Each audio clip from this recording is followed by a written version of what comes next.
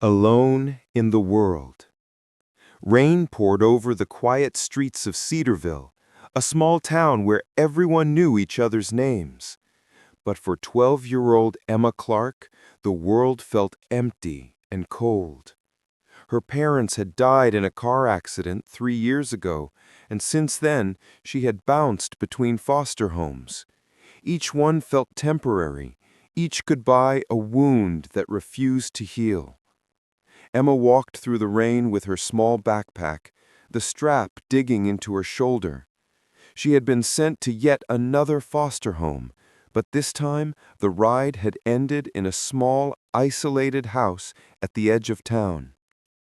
Inside, the house was quiet. A man in his late 30s with gentle eyes and a worn jacket opened the door. "Hello," he said softly. "I'm Michael. I guess you're Emma." Emma nodded, unsure if she should speak. She had learned long ago that trust was dangerous. Michael stepped aside. "Come in. Don't worry. You're safe here." Emma's eyes darted around the room, taking in the warmth of the fireplace and the smell of fresh bread. For a moment she forgot the rain, the foster homes, and the endless loneliness. She didn't know it yet, but Michael, a stranger who had appeared in her life at exactly the right moment, would become her anchor, her protector, and eventually the person who taught her what it meant to hope again. Walls around the heart. The next morning, Emma sat quietly at the small kitchen table, staring at the bowl of oatmeal Michael had prepared. She poked at it, not hungry, but unsure how to eat in this strange new place. Michael sat across from her, sipping his coffee, careful not to rush her. "Take your time, Emma. You don't have to do anything you're not ready for." Emma's eyes narrowed slightly. She had heard those words before, from social workers, teachers, strangers, but they never meant anything. Every time someone said, "Take your time," it seemed to lead to another disappointment. Yet something about Michael was different. He didn't ask her questions about her past, didn't pity her, and didn't overwhelm her with rules. He simply existed in the room, patient and steady. Over the next few days, Emma explored the small house. There was a bookshelf filled with old novels, a soft couch by the fireplace, and a little garden outside where Michael grew flowers. She watched him quietly, noticing the care in his actions, the way he swept the floor, the way he hummed while cooking, the way he tended to the plants as if they were alive. One evening, after a quiet dinner, Emma finally spoke. Why are you helping me?" Michael looked up, his eyes gentle. "Because everyone deserves someone to care about them. And I've been where you are, Emma. I know what it feels like to be alone." Emma's chest tightened. No one had ever admitted that before. No one had ever acknowledged her loneliness as real. For the first time in years, Emma felt the walls around her heart tremble. Maybe, just maybe, this stranger wasn't like the others. Maybe he could be the person to help her find her way back to trust, love, and hope. Healing wounds. The days turned into weeks, and Emma slowly began to settle into the quiet rhythm of Michael's house. He didn't push her to talk about her past, but he left little reminders that she wasn't alone. One afternoon, as Emma sat on the porch sketching in her notebook, Michael came out with 2 mugs of cocoa. "Here," he said gently, handing her one. "Thought you might need a break."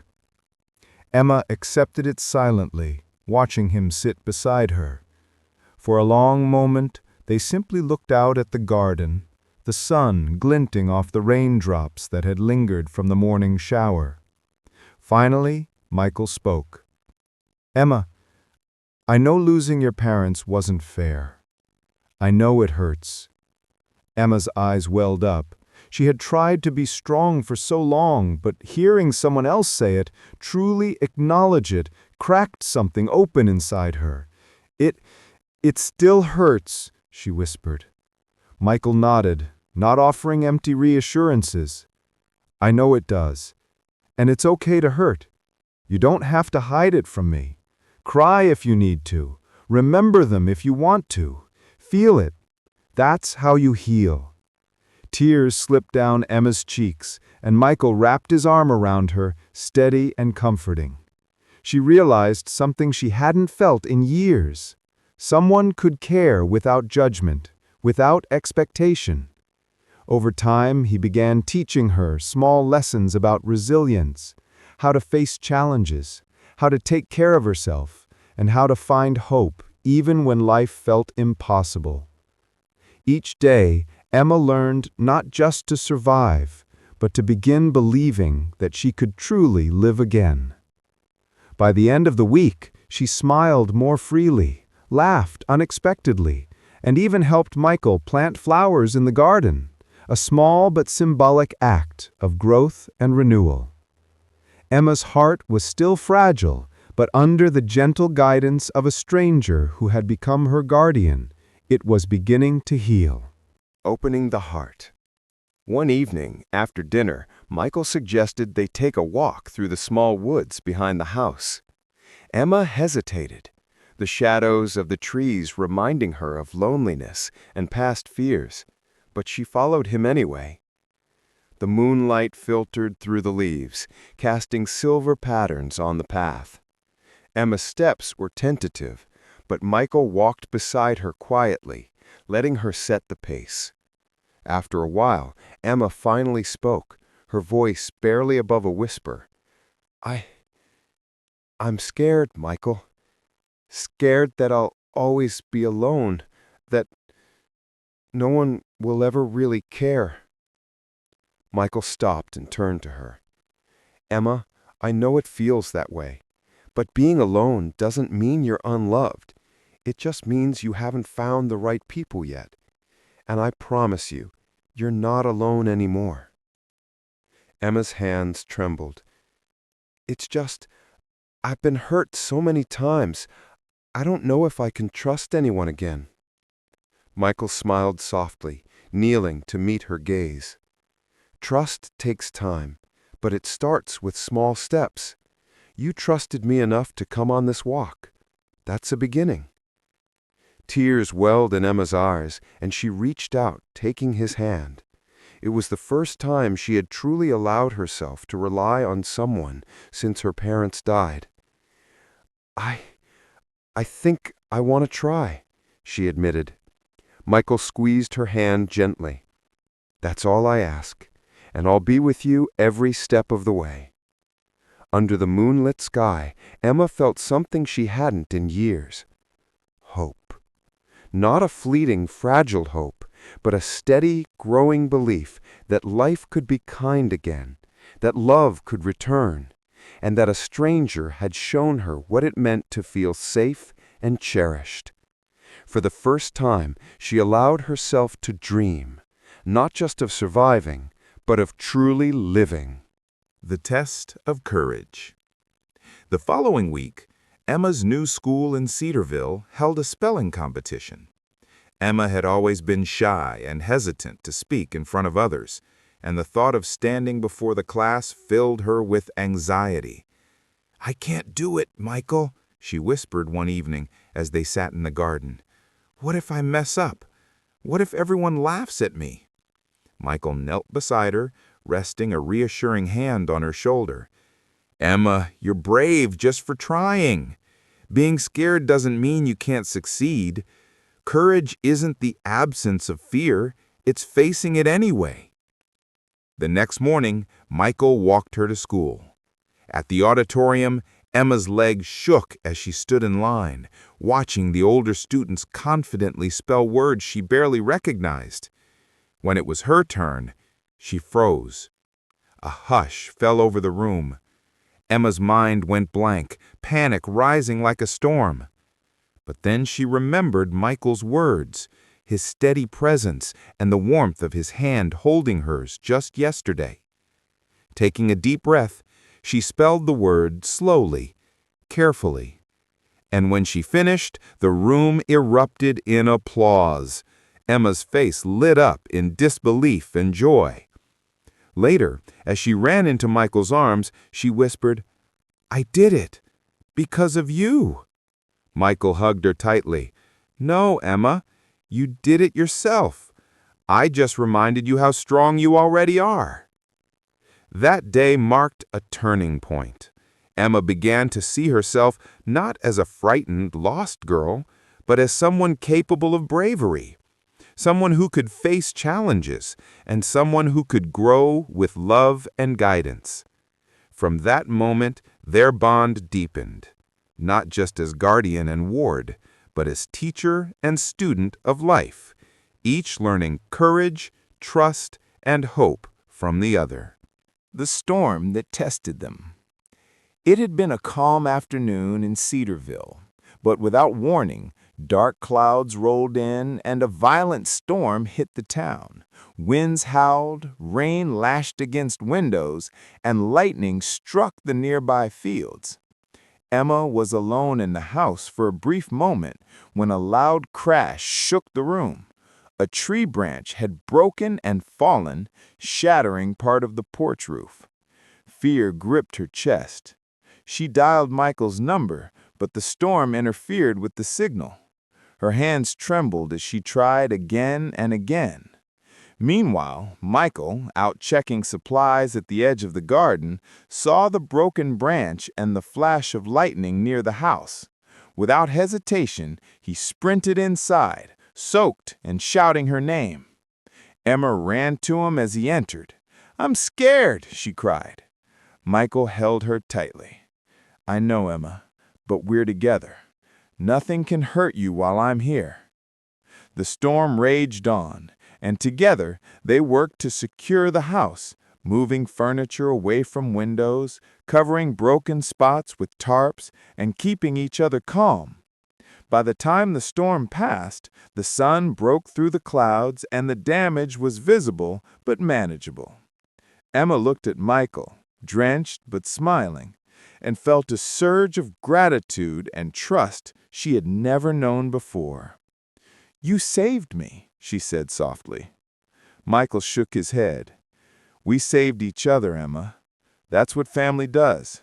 We protect, we endure, and we face the storms together." For Emma, the storm wasn't just a test of bravery. It was a lesson in trust, in leaning on someone who truly cared, and in realizing that love could be a shield against even the darkest fears. Secrets of the past.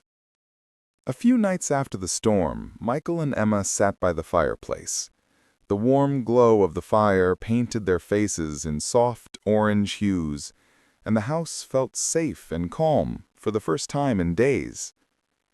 Emma looked at him curiously. "Michael, you always seem so strong. Have you ever been scared? Or alone?" Michael paused, staring into the fire. His eyes softened, and for a moment, Emma saw a vulnerability she hadn't before. "I have," he said quietly. "I lost my parents when I was young, just like you. I was sent to foster homes too, bounced around and felt like nobody really cared. I learned early on that life can be cruel, and trust can be dangerous." Emma's eyes widened. "So, you understand me?" Michael nodded. "I do, and that's why I wanted to help you. I know what it feels like to be afraid, lonely, and unsure of the future. But I also know that there's hope, even when it feels impossible." Emma leaned closer. "Did it ever get better for you?" "It did. Not overnight, and not without pain. But I found people who cared. I learned to trust again, and I found purpose, helping someone like you, for example. And that's how I healed, piece by piece." Emma felt a warmth in her chest, a connection stronger than she had ever felt with anyone outside her parents. "Thank you for believing in me, Michael." And I always will, Emma, because love and trust are stronger than fear, and sometimes the people who understand us best are the ones who've walked the same path. That night, Emma went to bed feeling a new sense of courage. She realized that life's pain could be shared, that scars didn't have to define her, and that Michael, a stranger turned guardian, had become her anchor in a world that had once felt unkind and empty. Dreams take root. Spring arrived in Cedarville, painting the town in shades of green and gold. Flowers bloomed in Michael's garden, and Emma noticed something changing within herself, too, a quiet, growing sense of hope. One afternoon, as she sat sketching in her notebook, Michael came over and knelt beside her. "What are you drawing?" he asked. Emma hesitated, then held up the page, a detailed sketch of a small bakery she had once seen in town. "I want to have my own bakery someday," she said, a shy smile forming. Michael's eyes lit up. "That's amazing, Emma. You've always loved baking at the foster homes. Why not make it a dream you work toward?" Emma's heart swelled, but doubt lingered. "I don't know. I've never had anyone support me before. What if I fail?" Michael smiled gently. "Then you try again. Dreams aren't about never failing. They're about having someone who believes in you, even when you doubt yourself. And I believe in you, Emma." Over the next weeks, Michael helped her explore her interests. They experimented with recipes in the kitchen, planted herbs for future dishes, and even talked about small ways she could help in a real bakery someday. Emma felt a sense of purpose she had never known. For the first time since losing her parents, she wasn't just surviving. She was planning, dreaming, and imagining a future filled with possibilities. At night, as she drifted off to sleep, she whispered a quiet thanks to Michael, to the universe, and to herself. "I can hope, I can dream, and I am not alone." Under Michael's care, her heart had begun to heal completely, and the seeds of a brighter, more hopeful life had been planted. Seeds that with love and courage would continue to grow. Testing independence. It was early summer when Emma received an invitation to participate in the Cedarville Young Bakers Competition. The opportunity thrilled her, but nerves gnawed at her confidence. "I don't know if I'm ready, Michael," she admitted one evening as they prepared for the contest. "What if I mess up in front of everyone?" Michael looked at her with gentle reassurance. "Emma, you've learned so much. You faced fears, storms, and loneliness. This is just another step, a way to show yourself what you're capable of. I'll be cheering you on, but this is your moment to shine." The day of the competition arrived. Emma's hand shook as she set up her baking station, but she remembered Michael's words and the countless afternoons spent practicing recipes in their warm kitchen. As the judges walked past, tasting her cupcakes and pastries, Emma held her breath. The moment was nerve-wracking, but she stayed focused, trusting the skills she had learned and the encouragement Michael had given her. Finally, the results were announced. Emma had won second place. She was overjoyed, but more importantly, she realized something profound. She could succeed on her own, with confidence, and with Michael supporting her not by doing things for her, but by believing in her abilities. When she returned home, Michael hugged her tightly. "I'm so proud of you, Emma, not just for winning, but for trusting yourself." Emma smiled, tears of happiness in her eyes. "Thank you for helping me believe I could do this, for letting me try." It was a pivotal moment in her life, a lesson in independence, trust, and self-belief. Emma had learned that hope, love, and guidance could give someone the courage to face the world confidently, but true growth came from within. A place called home. The weeks following the competition were calm and joyful. Emma's confidence had grown, and so had her bond with Michael. She no longer felt like a lost girl wandering from home to home. She belonged. One evening, as they sat in the garden surrounded by blooming flowers, Emma sighed happily. "I never thought I could feel like this, like I have a real home." Michael smiled, brushing her hair back gently. "You do, Emma. You've earned it. Home isn't just a building. It's people who care about you, support you, and love you. And that's what we have here." Emma hugged him tightly. "Thank you for never giving up on me, for being my family." Michael held her close, feeling a deep sense of pride and love. "You taught me too, Emma. You reminded me why it's important to open our hearts, to trust, and to love fully.